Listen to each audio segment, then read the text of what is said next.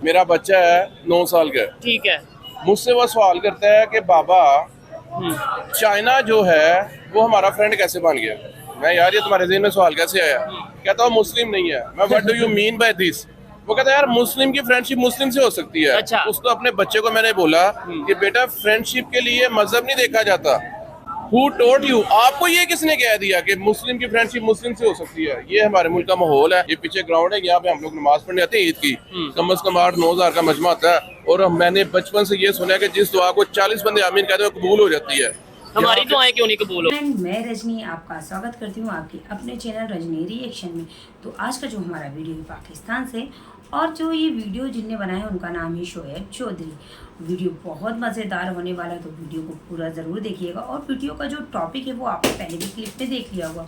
वैसे मैं भी आपको बता दूँ, जो हमारे योगी सर हैं उन्होंने एक भाषण में एक बात कही है, उसके ऊपर ये वीडियो बनाया गया। उन्होंने कहा है कि हमारे इधर बहुत सारे लोगों को गरीबी रेखा से जो नीचे आते हैं उनको अनाज फ्री दिया जा रहा है, और 5 साल तक और दिया जाएगा, और आगे भी स्कीम चालू रखेंगी। और जो हमारे साथ अलग हुआ जो देश पाकिस्तान है, वो भीख का कटोरा लेके बाहर दूसरे देशों में मांगने जा रहे हैं। तो यहाँ इसी भाषण के ऊपर वहाँ के लोग क्या रिएक्शन देते हैं, तो चलिए हम देखते हैं कि पाकिस्तान के लोगों का रिएक्शन क्या होता है, और वहाँ के लोग हमारे इंडिया के बारे में किस तरह की बातें करते हैं। तो चलिए वीडियो शुरू करते हैं। प्लीज़ वीडियो को लाइक करिएगा, चैनल को सब्सक्राइब। और आपका YouTube channel real entertainment TV, मेरे साथ मौजूद हैं मीर अली भाई। और बहुत ज़्यादा इनकी डिमांड आती है कि भाई मीर अली भाई से फिर से बात की जाए। आज इस टॉपिक पे हम वीडियो रिकॉर्ड कर रहे हैं, वो ये है कि इंडिया के एक CM हैं योगी आदित्यनाथ, जिन्होंने प्रॉपरली पाकिस्तान का नाम लिया है अपनी स्पीच में, और ये बोला है कि 1947 में अलग हुए थे। आज इंडिया में 1 अरब 40 करोड़ आबादी है, जिसमें से 80 करोड़ के करीब लोगों को फ्री राशन मिल रहा है, और आने वाले सालों में भी मिलेगा। जबकि पाकिस्तान भीख का कटोरा लेके मुख्तलिफ कंट्रीज में जाके भीख मांग रहा है। 140 करोड़ में से 80 करोड़ लोगों को 4 वर्ष से फ्री में राशन की सुविधा अगले 5 वर्ष तक मिलना है।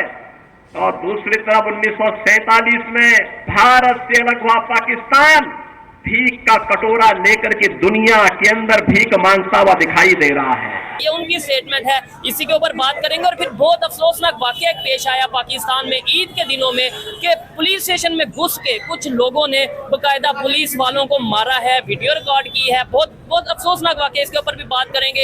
एलन मस्क प्रॉपर इंडिया में आ रहे हैं, वहाँ पे इन्वेस्टमेंट करने जा रहे हैं, फैक्ट्री लगाने जा रहे हैं। इन सब चीजों के ऊपर डिस्कस करेंगे। अस्सलाम वालेकुम मीर भाई। वालेकुम अस्सलाम, नमस्ते, अच्छा सत श्री अकाल और ईद मुबारक। जबरदस्त हो गया। हाँ अच्छा मीर भाई, सबसे पहले तो ये बताएं ईद कैसी गुजरी है? अच्छी गुजरी है? महंगाई का नो डाउट बहुत प्रेशर था, लेकिन फिर भी बहुत बुरी मजा नहीं आया। सो क्या कहूँ आपको। ठीक हो गया। अच्छा टॉपिक ये था जिसपे हम वीडियो रिकॉर्ड कर रहे हैं, आपने सुना ही है कि योगी आदित्यनाथ CM है, उन्होंने स्टेटमेंट दी है, पाकिस्तान के हवाले से जिक्र किया है कि पाकिस्तान भीख का कटोरा लेके मुख्तलिफ कंट्रीज में जा रहा है और हम फ्री राशन दे रहे हैं 80 करोड़ लोगों को। क्या कहना चाहेंगे? एग्री करते हैं इनकी बात से, या क्या अपनी ओपिनियन देंगे? सच तो ये है कि वो दे रहे हैं। ठीक है। आपको बात बताता हूँ, ये लाहौर के साथ दिल्ली है। ठीक है। दिल्ली के जो वहाँ पे सिटीजन जो रह रहे हैं ना दिल्ली में, उनको 200 यूनिट बिजली फ्री मिल रही है, और राशन मिल रहा है आधार कार्ड पे, एजुकेशन फ्री है, मेडिकल फ्री है, नज़ला जुकाम खांसी बुखार यहाँ तक कि किडनी चेंज भी फ्री है। और दिल्ली का ये वाकया है, एक बंदा है, उसके 2 बेटे थे, दोनों की शादी हो गई और एक ही घर में रहते थे। उसने 3 मीटर लगवा लिए, 1 मीटर पे 200 यूनिट बिजली फ्री थी।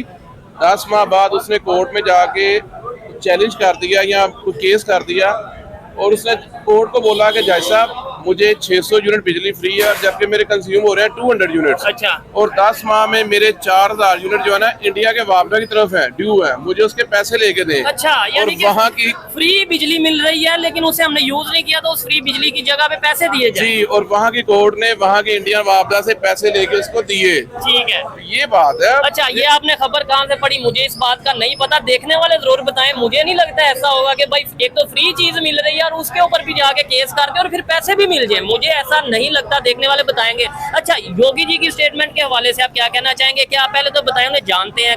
कभी आपने वीडियो या कोई सोशल मीडिया पे या टीवी पे देखा हो? योगी जी वो ये ना जो गंजे से और ऑरेंज कपड़े पहनते हैं। हाँ बिल्कुल बिल्कुल। उनकी एक बात मुझे बड़ी अच्छी लगी। क्या? उनसे किसी ने कहा कि जी आपकी सिस्टर है वो बहुत पुअर है और आप CM है, आप उसके लिए कुछ करते क्यों नहीं? ये मैं पाकिस्तान में हूँ और मैं यूट्यूब से देखता हूँ। ठीक है। ये कोई रिपोर्टर उनसे सवाल कर रहा था, तो योगी ने आगे से पता कहा, उसने कहा भाई मेरे स्टेट की इतनी पॉपुलेशन है, ये सारी पॉपुलेशन मेरे बहन भाई हैं, मेरे बच्चे हैं, मैं अपनी एक बहन को देखूँ सारी स्टेट को देखूँ। जबरदस्त। मुझे उसकी ये बात बड़ी पसंद लगी, बहुत अच्छी लगी। नहीं क्या बात है, शायद इसी वजह से देखे ना वो आगे जा रहे हैं, डेवलपमेंट की तरफ जा रहे हैं, ये भी रीजन है। और इसके अलावा क्या समझते हैं कि 1947 का उन्होंने जिक्र किया, हम तो हर वीडियो में कहते हैं कि आज इंडिया कैसे आगे चला गया, कैसे हम पीछे रह गए, ये चीजें उन्होंने कहा कि 1947 में यानी कि पाकिस्तान अलग हो गया, वो पाकिस्तान अलग होने का मकसद पूरा होता नजर आ रहा है। आजकल जो हालात हैं इनमें तो मकसद पूरा नहीं हो रहा। ये मकसद थोड़ी था हमारा मकसद था कि भाई एक मुस्लिम स्टेट अलग होएगी। अच्छा। ये अपने जो मजहब के मामला हैं वो खुल डुल के करेंगे और उसके बाद आज़ादी होगी, उसके बाद ये एजुकेशन में काम करके तरक्की करेंगे, जो हमने बिल्कुल नहीं की, बिल्कुल नहीं हो रहा। ठीक है, उस तरीके से काम होता नहीं ना। नहीं आप मुझे बताएं, आपने देखा है? नहीं, मैं तो कुछ सवाल करता हूँ, मेरा काम है सवाल करना कि पाकिस्तान बनाने का मकसद ये था कि पूरी दुनिया में हम अपनी मर्जी से अपना नाम किसी भी फील्ड में, किसी भी टेक्नोलॉजी की अगर बात कर लें, एजुकेशन की बात कर लें, हम बिल्कुल ओपनली आगे आ सकें, लेकिन हम उस तरीके से आगे आते नजर नहीं आ रहे। फिर और भी बहुत से मकसद थे, वो चीजें हमें उस तरीके से पूरी होती नजर नहीं आ रही। क्या कहेंगे आप? लैक ऑफ एजुकेशन और करप्शन। मैं देख रहा था पिछले दिनों, छोटी सी बात है, पाकिस्तान में जो बड़े ऑफिसर होते हैं, जो ब्यूरोक्रेसी होती है, वो रिटायर होकर बाहर चल जाती है, यहाँ पे रहती नहीं है। और बाहर वो पता नहीं कोई गोरा है, वो इंटरव्यू करता है, जिन लोगों के पास महंगी सुपर कार्स होती हैं उनके पास जाता है, उनसे पूछता है कि what do you do for living. ऐसी एक बूढ़ी औरत थी, उसने उससे पूछ लिया what do you do for living, तो वो बूढ़ी औरत कहती है कि I am a retired police officer from Pakistan. Retired police officer के पास वो गाड़ी थी और उस बंदे ने अगर आज तक 1000 बंदे का इंटरव्यू किया ना, अच्छा वो इंटरव्यू उनका करता है जिनके पास फरारी, लिम्बोर्गिनी, पोर्शे, फरारी ऐसी गाड़ियां होती हैं। उसने अगर 1000 बंदे का इंटरव्यू किया ना, तो उसमें से कोई एक बंदा ऐसा नहीं है कि जिसने ये कहा कि I am retired officer. She is the only one Pakistani retired police officer. आप यहाँ से अंदाजा कर लें। तो क्या आपको लगता है कि इंडिया के भी जो पॉलिटिशियन हैं या इंडिया के भी ब्यूरोक्रेसी की अगर बात करें या ऐसे मतलब किसी भी फील्ड की बात करें, वो रिटायरमेंट के बाद बाहर जाते हैं और इस तरीके से? आपको पता जाते हैं? मुझे तो नहीं पता जाते हैं। देखने वाले जरूर बताएं अगर कोई जाते हैं। अगर जाते हैं, जहाँ तक मेरा नॉलेज है वो इंडिया में ही रहते हैं, जहाँ तक मेरा नॉलेज है ना वो इंडिया में ही रहते हैं। पर इंडिया के जज साहब हैं, उनका नाम नहीं मुझे आता, वो भी बड़े वायरल हैं यूट्यूब पे ना, उनकी मैं वीडियोस देखता हूँ। वो वकील वगैरह जो है ना उनको बड़ा डांटते हैं। वहाँ पे एक रिटायर्ड बाबा जी चले गए, उनका कोई मसला था तो जज ने उनकी ऑनर की। उसने कहा यार आप रिटायर ऑफिसर हैं। मैंने उस जज का पहला क्लिप देखा जिसमें वो किस बंदे के साथ शांति से प्यार से बात की उसने, वरना वो बहुत सीधा सीधा चलते हैं। अच्छा, अब आप ये तो नहीं सोच रहे कि मेरे पास इंडिया कितना नॉलेज कहाँ से आ रहा है? हाँ, मैं वही बात करने लगा था कि भाई आप, मुझे लगता है कि प्रॉपर आप इंडिया के जो न्यूज़ है उसको देखते हैं, इंडिया के हवाले से वीडियोस को। एक्चुअली वो सच पे बेस होती है और नजर भी आती है। ठीक है। अगर वो मुझे लाइक यूट्यूबर बहुत झूठ बोलते हैं, अगर वो झूठी खबरें दे ना तो इंडिया चांद पे नहीं जा सकता। अगर वो झूठी खबरें दे ना तो टेस्ला, अच्छा टेस्ला की बात कर दी, मेरे मुंह से निकल गई पहले। हाँ, ऐसे ही है। टेस्ला इंडिया में आ रही है और इंडिया के अंदर ही इंडियन मार्केट में सामान लेके टेस्ला कंपनी गाड़ी बना रही है और दुनिया की सबसे सस्ती गाड़ी बनाएगी ईवी। इसका मामला आपको बता दूं, पहले एलोन मस्क ने इंडिया में परमिशन मांगी कि मैंने अपनी गाड़ियां सेल करनी है। इंडियन गवर्नमेंट ने परमिशन दे दी। उसने क्या किया, बाहर से गाड़ी बना के इंडिया में शोरूम बना के शोरूम के ऊपर वो गाड़ियां लेके आया। इंडियन गवर्नमेंट टैक्स लगा दिया, गाड़ी बहुत महंगी थी। एलोन मस्क ने इंडियन गवर्नमेंट को बोला कि यार गाड़ी बहुत महंगी है, तो आपने टैक्स बहुत लगा दिया, मेरी बिकेगी नहीं। उन्होंने कहा कि भाई आप बाहर से बना के लेके आ रहे हैं तो हम तो टैक्स लगाएंगे। हाँ, हम मेड इन इंडिया चीज जो है ना उसको प्रेफर करते हैं। अब ये शुएब भाई ये चीज नोट करें, वो मेड इन इंडिया को प्रेफर करते हैं। ठीक है। और हम लोग made in China, made in Germany, हम बाहर की चीजों को प्रेफर करते हैं। नहीं, उसमें हमारे इधर ये लॉजिक बताया जाता है ना कि भाई यहाँ पे वो मटेरियल ही मौजूद नहीं है। लेट्स सपोज कोई इंडस्ट्री यहाँ पे लगाएगा, मटेरियल मौजूद नहीं, लेकिन इंडिया में भी शायद देखें ऐसा मटेरियल, टेस्ला का सार, आपको क्या लगता है मटेरियल मौजूद होगा? बता रहा हूँ, टेस्ला 2 सवाल कर दिया आपने। पहला सवाल आपने कहा कि पाकिस्तान में मौजूद नहीं, उसका छोटा सा जवाब है कि हमने कभी कोशिश ही नहीं की। अगर आप कोशिश करोगे तो कामयाब होगे। नंबर 1, हमने 47 से कोशिश नहीं की, नंबर 1। नंबर 2, जब एलोन मस्क ने कहा ना मेरा मटेरियल यहाँ से नहीं मिलेगा, तो इंडिया ने कहा कि भाई आपसे पहले, आज से 1 साल पहले जर्मन ने ईवी गाड़ी बनानी थी, तो हमने सॉरी मर्सिडीज ने ईवी गाड़ी बनानी थी, तो हमने कहा था कि आप जर्मन से सामान ना लेके आए, उसका प्लांट यहाँ लगा हुआ है, आप पहले इंडियन मार्केट चेक करें, अगर आपको सामान मिल जाए तो गुड, नहीं मिले तो फिर जर्मन से लेके आए। और मर्सिडीज की ईवी गाड़ी जो बनी थी उसका टोटल ईच एंड एवरीथिंग उन्हें इंडियन मार्केट से मिली थी और वो प्रोड्यूस हो रही है। ये इन्होंने एग्जांपल रखी थी एलोन मस्क के सामने, उन्होंने कहा यार तुम्हें जब मर्सिडीज को मिल रही है तो तुम्हें भी मिलेगा। उसने कहा जी फाइन, मैं अब इंडिया में प्लांट लगाऊंगा। देखिए गवर्नमेंट इंडियन इंजीनियर्स जॉब मिलेगी, ठीक है, सुपरवाइजर्स, मैनेजर, एक कंपनी में कितनी पोस्ट होती है, सबको जॉब मिलेगी। और गाड़ी बनाऊंगा इंडिया से सामान लेकर, वो सस्ती गाड़ी, दुनिया की सबसे सस्ती गाड़ी टेस्ला में इंडिया में दूंगा। इंडियन अवाम को कितना फायदा हो गया। ऐसा ही है, इंडियन गवर्नमेंट को मेन चीज होती है, गवर्नमेंट को किसी कंट्री को कितना फायदा हो रहा है, और हम भी यही जी सबको फायदा हो रहा है, ठीक है, गवर्नमेंट को भी फायदा हो रहा है, अवाम को भी फायदा हो रहा है। हमारे यहाँ पे अनफॉर्चुनेटली जो कंपनीज है ना उनको सपोर्ट नहीं किया जाता। अब आपको एक बात बता देता हूँ, हमारे यहाँ पे एक होंडा कंपनी है, होंडाई शाज़ोर पिकअप चलती है यहाँ पे, और वो बहुत फेमस हुई थी, ठीक है। और हमारे यहाँ की सरकारी बंदा था, अब मैं नाम नहीं लेना चाहता, उन्होंने उस कंपनी को कहते थे कि ये पाकिस्तान में बहुत ज्यादा बिजनेस कर रहे हैं, अपने बिजनेस का 10% हमें दें। वो कोरियंस थे, उन्होंने कहा जी हम नहीं देंगे, उन्होंने कहा फिर कंपनी बंद कर देगा। ओके, शट डाउन, उन्होंने कंपनी बंद कर दी। वो नुकसान किसे हुआ? हमें, मुझे, मैं जो अवाम हूँ, मुझे अवाम को, ठीक है, हमें वो चीज ही नहीं मिली।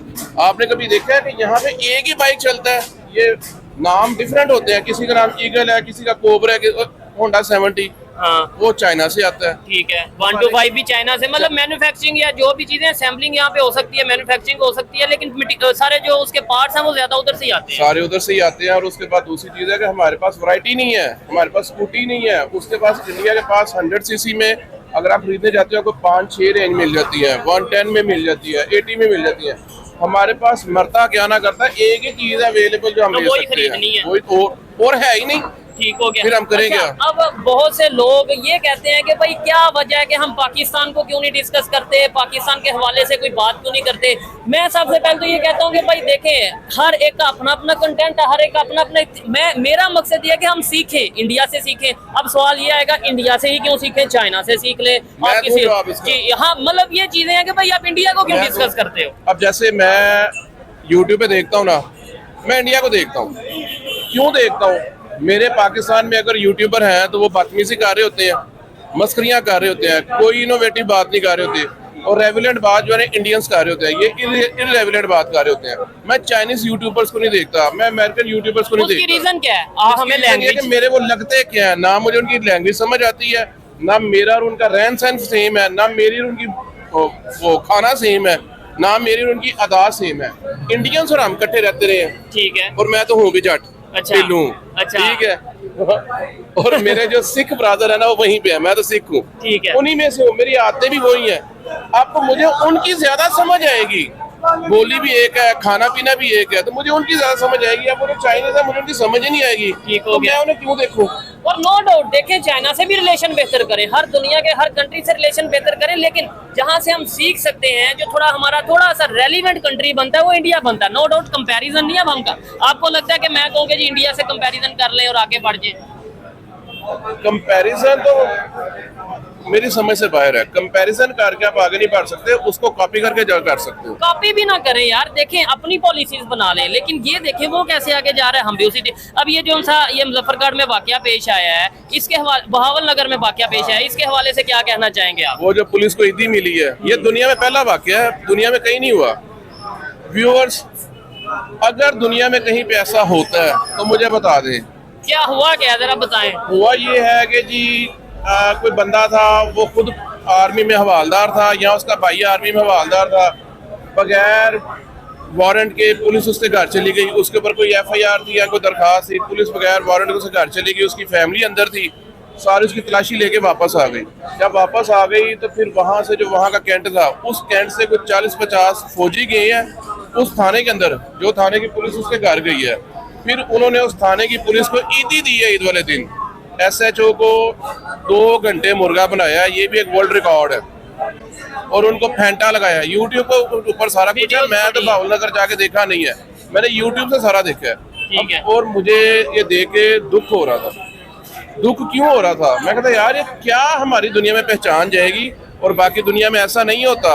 कहीं पे भी ऐसा नहीं होता। मतलब ये तो पाकिस्तान में भी ऐसा नहीं था होता, ये तो अब हमें देखने को मिला है। आने वाले टाइम में क्या फ्यूचर देख रहे हैं पाकिस्तान का? हाँ, अगर आप मेरी वीडियो याद करें ना, तो मैंने अपनी जो आपने मुझसे आज से पहला इंटरव्यू या दूसरा किया था ना, आई थिंक दूसरा, उसमें मैंने कहा था कि पाकिस्तान आने वाले वक्तों में एशिया में अफ्रीका बन रहा है। अब अफ्रीकन आर्मी को जाके चेक करें कि अफ्रीकन आर्मी क्या करती है। ठीक हो गया। मतलब थोड़ा सा ऐसा है कि कानून इतना नहीं है अब अफ्रीका में और ये चीजें नजर आती हम है। लोग भी उधर जा रहे हैं। ये एक साल में जितनी लाकानूनियत हुई है ना पाकिस्तान में, 1947 से ऑनवर्ड्स आज तक इतनी लाकानूनियत नहीं हुई जितनी इस एक साल में हो गई है। 2022 से लेके अब तक या 2023 से लेके अब तक। अच्छा, देखने वाले क्या सोचते होंगे कि यार ये क्या चीजें पाकिस्तान में चल रही हैं, और देखने के वालों के अलावा दुनिया हमें इस टाइम किस इमेज से देख रही होगी? दुनिया हमें, मेरे पास लफ्ज ही नहीं है कि चवल मैं लफ्ज बोल लूंगा या घटिया लफ्ज बोल लूंगा, उस इमेज से देख रही होगी और किससे देख रही होगी। ये काम पूरी दुनिया में होते नहीं जो हम करते हैं। चीटर हम हैं। तो यार मैं तो हैरान हूँ, समझ से बाहर है। मेरी यहाँ पे मेरा दिमाग काम नहीं करता यार। आपने तो बोला भी था कि मैं शायद पाकिस्तान छोड़ के चला जाऊं, लेकिन ये है कि ये कोई हल तो नहीं ना। क्या करूँ अब? हमारा चीटिंग का लेवल ये है कि किन्नो हम एक्सपोर्ट करते हैं और हमें बाहर से कोई ऑर्डर आया हुआ था और हमने कहा था जी किन्नो ऑर्डर, हमने ना थोड़ी कीमत पे ऑर्डर ले लिया। ठीक है। जब पैक करने लगे तो हमें बचत कम आ रही थी। हमने कहा जी एक डिब्बे के अंदर 9 किलो का डिब्बा होगा। उन्होंने कहा ठीक है। हमने उसमें 7 किलो किन्नो डाले और 2 किलो शलगम डाल दिए। ओहो हो। तो यार तुम किन्नो के अंदर मिलावट करना चाह रहे हो, किन्नो के अंदर रेड ब्लड होता है उसकी मिलावट कर दो, संतरे की मिलावट कर दो, फ्रूटर की मिलावट कर दो, बट शलगम और किन्नो, ये कैसा कंपैरिजन तुमने किया? तो वो नेक्स्ट टाइम ऑर्डर आएगा जिसने भी ऐसा कैंसिल हो किया है। गया। अच्छा, और कैंसिल हो गया और इंटरनेशनल बड़ी बड़ी इंसल्ट हुई होगा यार। What is this? नीचे वाली एक तय में आ रहा है, शलगम आ रहा है। क्योंकि जब वो बॉक्सेस गिनते थे ना, इकट्ठे होते थे बॉक्सेस का वजन करते थे, वो वहां पे ऑनलाइन देखते थे क्या ठीक है एक बॉक्स इतना वजन है और इतने था, बॉक्स इतना, हमारा क्वांटिटी पूरी हो गई। यहाँ से माल निकला, उन्होंने पैसे भेज दिए। जब उन्होंने खोला तो उसमें से हर डिब्बे में से 2-2 किलो शलगम निकले। हम लोग इतने चीटर हैं, हमें शर्म ही नहीं आती। हकीकत बात नहीं, अगर आपको कोई कहे कि भाई 2 मिनट के अंदर या 3 मिनट के अंदर, मैं कुछ नहीं बोलूंगा, आपने ही बोलना है, 3 मिनट के अंदर आपने पाकिस्तान को एक्सप्लेन करना है 1947 से लेके 2024 तक, तो 3 मिनट आप क्या बात करेंगे? डेवलपमेंट की भी बात करें, एजुकेशन भी, जो जो अच्छी चीजें हुई हैं वो भी बात करें, लेकिन ओवरऑल क्या आप उसके अंदर 3-4 मिनट के अंदर 1947 से लेकर आज तक क्या एक्सप्लेन करेंगे? मैं नहीं बोलूंगा। 1947 में तो हमारे पास एजुकेशन ही थी है। अच्छा, अब है। सुन लेना, तब यहाँ पे ना शहरों में ना मनादी कराई जाती थी ढोल बजा के। कोई बंदा एजुकेटेड है तो उसको जॉब देते हैं, क्योंकि तब हमारे पास बड़े बड़े होते हुए सारे गोरे थे। और तब एक जॉब थी, उस जॉब के लिए 16 बड़ा बंदा चाहिए था और पूरा शहर घूम के एक बंदा मिला हुआ मैट्रिक पढ़ा हुआ था। जी ये ही है अंधों में काना राजा, मैट्रिक पढ़ा हुआ है। तो गोरे को हटा के मैट्रिक वाले को बैठा दिया गया और यहाँ पे बात चल गई इसने पुराना मैट्रिक किया हुआ 16 के बराबर है। ये हमारी सोच है। आहिस्ता आहिस्ता चलते चलते चलते जो हमारे यहाँ के लोग हैं उनका ज़हन बना के यार अगर आपका बच्चा अच्छी स्पीच करता है, अच्छी तकरीर करता है, अच्छी नात पढ़ता है, इवन दो के अच्छा तलावत करता है कुरान पाक की, तो लोग उसको सुनते हैं, उसकी फैन फॉलोइंग ज्यादा हो जाती है। तो उसको इस लाइन पे ले आओ। जब उसकी फैन फॉलोइंग ज्यादा हो जाएगी, उसके दोस्त ज्यादा हो जाएंगे, उसको फंडिंग होएगी, सब कुछ होएगा, तो उससे क्या होगा, उसको प्रोटोकॉल मिलेगा। अब हमारे यहाँ पे ये 70-60s में ये ट्रेंड चला, लोगों ने अपने बच्चों को हाफिज बनाना शुरू किया, मदरसा छाप बनाना शुरू किया। उन बच्चों के पीछे फैन फॉलोइंग चलती थी। जब उनके पीछे फैन फॉलोइंग चलती थी, एक बंदा पढ़ लिख के एसपी बन रहा है और 20 साल की सर्विस कर रहा है, और एसपी बनने के बाद जो उसको प्रोटोकॉल मिल रहा है, वो दूसरा बंदा मस्जिद में जाके पहले कुरान पाक हिफ्ज़ कर रहा है और बाकी जो भी है तफसीर कर रहा है, और बाद में वो एक आलिम बन जाता है, और आलिम बन के वो एसपी से ज्यादा बड़ा प्रोटोकॉल ले रहा था। उसके साथ बड़ी मिसाल मैं आपको दे रहा हूँ। पाकिस्तान में एक मौलाना साहब है, वो मजदूर थे, टांगों से वो पर्दा कर गए, उनके बेटे हैं, ना वो हाफिज़ कुरान है, और जो बंदा हाफिज़ कुरान नहीं है वो पीर की गद्दी में बैठने के काबिल नहीं है, और ना ही वो एजुकेटेड है, और ना ही उन्होंने अपनी, अच्छा ऊपर से क्या करते हैं कि दीन का भी आलिम बन जाते हैं और अपनी सियासी जमात बना लेते हैं। व्हाट इज दिस यार? तुम अगर दीन के लिए चल रहे हो, दुनिया में कहीं और होता है, दुनिया में क्रिश्चियंस भी हैं, बड़े मजहब है, इतने ज्यादा मैं गिना नहीं सकता। जो लोग अपने मजहब का प्रचार करते हैं वो पॉलिटिक्स नहीं करते। हमारे यहाँ पे मजहब का प्रचार भी करते हैं, साथ पॉलिटिक्स भी करते हैं। क्यों? बेवकूफ लोग हैं, उनके पीछे लग जाते हैं, उन्हें पता है हमारा वोटर है। सर ये मुल्क है, जब ऐसा होगा तो इसमें कैसे मुल्क तरक्की करेगा? जिस मुल्क में एक बंदे की सोच ही है कि मैं अपने बच्चों को पढ़ाऊं, उसके ऊपर 40 लाख रुपया खर्चा करूं और वो 20-25 साल की सर्विस होएगी, उसके बाद उसको प्रोटोकॉल मिलेगा, गार्ड्स मिलेंगे, क्यों ना मैं अपने बच्चे को मदरसे भेज दूं, 10 साल वहाँ पे रहे, इसकी आवाज़ अच्छी है, लोग इसकी आवाज़ सुनेंगे और इसको 10 साल बाद पैसे भी नहीं लगेंगे और वही एसपी वाला प्रोटोकॉल मिल जाएगा।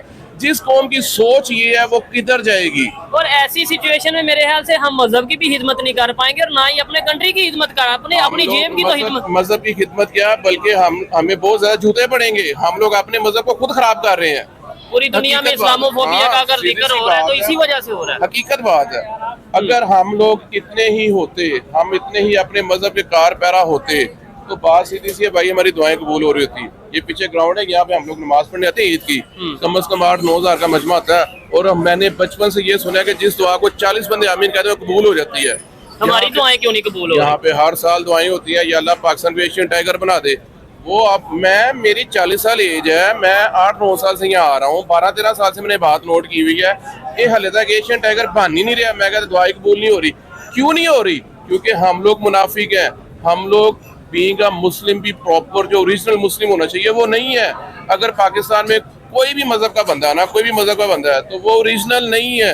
अच्छा, हाँ, क्योंकि जो पाकिस्तानी है ना, let's suppose you are Pakistani and I am Pakistani, ठीक है, you are Muslim and I am Christian, ना मैं प्रॉपर क्रिश्चियन हूँ ना आप प्रॉपर मुस्लिम है, बिकॉज वी आर पाकिस्तानी। हमारा यहाँ पे एटमोसफियर ऐसा है, जैसा एटमोसफियर चलता है। देखिए एटमोसफियर कैसा है, अभी ईद वाले दिन आपको मिली थी पंजाब पुलिस को। अच्छा, ये एटमोसफियर है, यही तो अब मैंने क्या सीखना है? मैंने सीखना है कि यार नेक्स्ट टाइम मेरे पास बाइक के कागज नहीं होंगे, हेलमेट नहीं होगा, मुझे कोई पुलिस वाला रोकेगा और मुझसे पूछेगा हाँ भाई तुम्हारे पास हेलमेट नहीं है, मैं बोलूंगा यार मेरा बड़ा भाई आर्मी में है। मैंने ये सीखा इससे, और हमारी कौम करती भी ऐसे नहीं, है। ऐसा होना नहीं वैसे चाहिए। देखें, हर एक अदारे की रिस्पेक्ट होनी चाहिए, चाहे वो पाकिस्तान का कोई भी इदारा है, किसी भी कंट्री का कोई इदारा है, उसके सिटीजन की जिम्मेदारी है कि उसकी रिस्पेक्ट करें।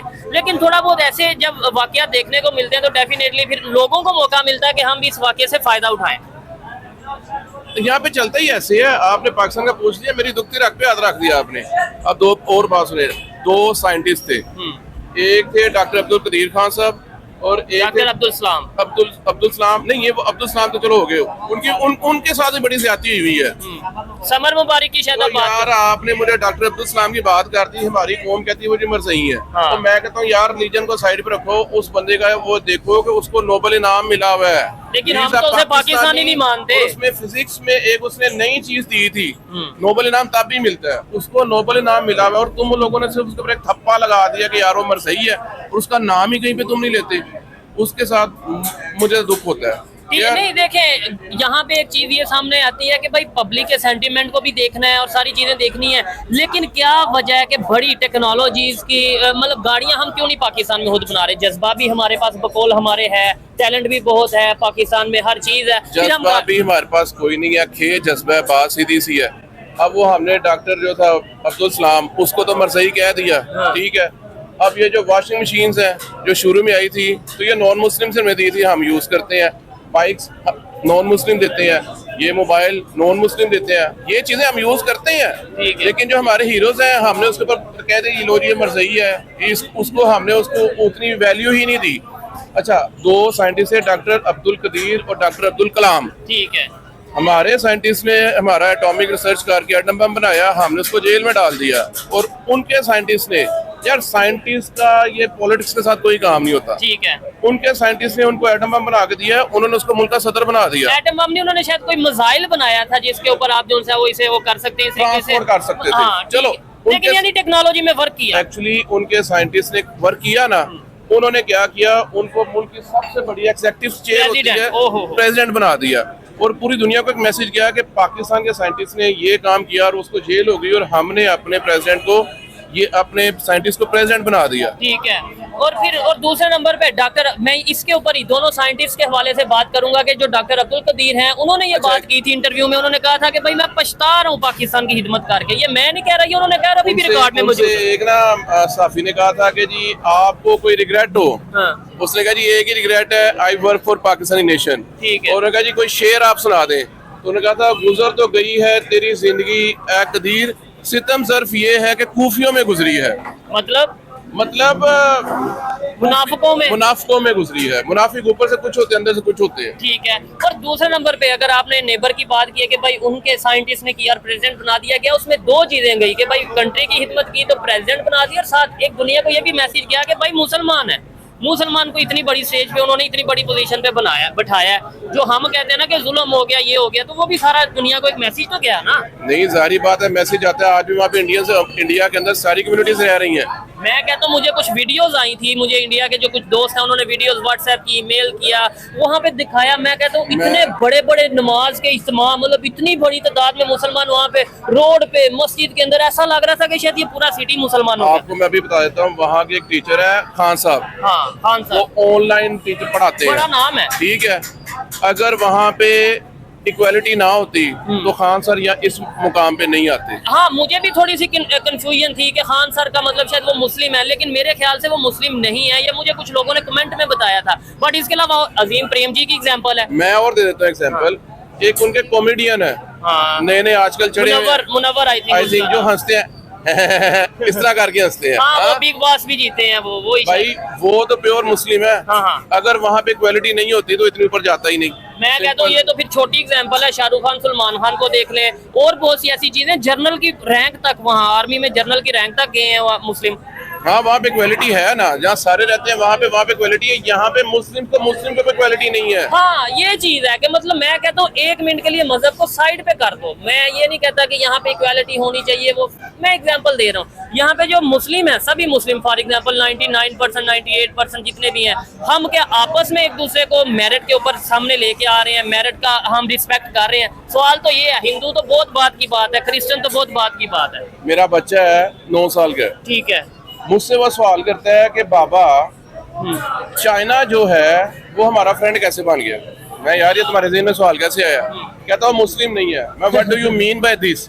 वो कहता है यार मुस्लिम की फ्रेंडशिप मुस्लिम से हो सकती है। अच्छा। उसको अपने बच्चे को मैंने बोला कि बेटा फ्रेंडशिप के लिए मजहब नहीं देखा जाता। Who told you? आपको ये किसने कह दिया कि मुस्लिम की फ्रेंडशिप मुस्लिम से हो सकती है? ये हमारे मुल्क का माहौल है जिसने मेरे छोटे बच्चे के ज़हन में ये डाला कि मुस्लिम की फ्रेंडशिप मुस्लिम से हो सकती है। और फिर हम कहते हैं दुनिया सारी हमारे खिलाफ है और दुनिया हमें आगे नहीं बढ़ने देती। जब तक ये सोच होगी तब तक शायद आगे हम बढ़ नहीं पाएंगे, दुनिया खिलाफ हो या ना हो। और लास्ट में मैं यही कहना चाहूंगा कि भाई देखें, हमें पाकिस्तान की बेहतरी के लिए काम करना है, लेकिन वो तभी होगा। मैं लेट्स सपोज मीर अली भाई, लेट्स सपोज जो अगर कोई एलिगेशन लगाता है या कोई भी कहता है कि यार आप क्या पाकिस्तान को डिग्रेड करते रहते हो, इंडिया की तारीफ करते रहते हो, आज से हम ऐसा फॉर एग्जाम्पल करेंगे भाई पाकिस्तान की झूठी तारीफें ऐसे कि पाकिस्तान बहुत आगे चला गया, पाकिस्तान में डेवलपमेंट हो गई, पाकिस्तान आने वाले 2 साल में सुपर पावर बन जाएगा, उससे पाकिस्तान की खिदमत हो जाएगी, मतलब वो मैं अच्छा करूंगा पाकिस्तान के साथ। वो आप पाकिस्तान का नुकसान करेंगे और झूठ बोलेंगे। एक्चुअली है कि सच बोलना चाहिए ताकि कौम के अंदर जोश आए। अब सीधी सी बात है, मैं आई एम अ पाकिस्तानी, जबरदस्त, आई लव पाकिस्तान, जबरदस्त। सीधी सी बात है। मैं ये बातें करता हूँ कि यार मेरी कौम आंखें खोले, सीधी सी अभी भी बात वक्त है, अभी भी हाँ, अभी भी वक्त है। देखिए, आपका जो रिलीजन है ना वो आपके साथ है, जबरदस्त, उसका दूसरे साथ कोई तल्लक नहीं है। ठीक है। और आपके रिलीजन का फायदा आपको होना है, मुझे नहीं होना। ठीक है, सीधी सी बात। आप रिलीजन को साइड पे क्यों नहीं रखते? साइड पे ना रखें, दिल में रखें, लेकिन अपने दिल में रखें, अगले के दिल में ना डालें उसे। हाँ, जबरदस्ती ना करें। आपका एक अपना बिहेवियर, बोलने का अंदाज, आपका लेन देन, आप हर चीज में इंसाफ करते हो, आप सच बोलते हो, आप अमानत में खयानत नहीं करते हो। किसी को चीज लिया, किसी ने आपके पास रखवाई है कि मैं इतने दिन बाद ले लूंगा, उसको वैसे वापस देते हो। आप बोलते स्माइल के साथ हो, आपका अखलाक अच्छा हो। आप जब इस तरह के आपके अंदर चीजें होंगी ना, दूसरा बंदा आपसे इंप्रेस होगा। अच्छा, ही इज मुस्लिम ऐसे होते हैं, तो मैं भी मुस्लिम हो जाता हूँ। और हमारे दीन ने हमें चीजें सिखाई हैं, बट अनफॉर्चुनेटली हम लोग अपना दीन खुद नहीं समझते। हम लोगों ने ठेकेदार रखे हुए हैं। हम कहते हैं अगले हम हमारा दीन समझे और अगले पूरी दुनिया में इस्लाम का झंडा हो, लेकिन हम चाहे उसके ऊपर फॉलो करें या ना करें। खैर, तो फ्रेंड, हमने देखा क्यों वहाँ के लोगों ने किस तरह बातें की, और वीडियो में हमने देखा कि वो हमारे योगी जी, हमारे इधर के लोगों के बारे में क्या बात करते हैं। वैसे वीडियो में उन लोगों ने हमारे यहाँ की बहुत तारीफ़ें की, भर भर के तारीफ़ें की, और वो लोग चाहते हैं कि उनके यहाँ भी तरक्की हो। हर इंसान चाहता है कि उनके देश की तरक्की हो, उनका देश भी आगे बढ़े, पर वहाँ के लोगों की इसमें कोई गलती नहीं। ये तो वहाँ की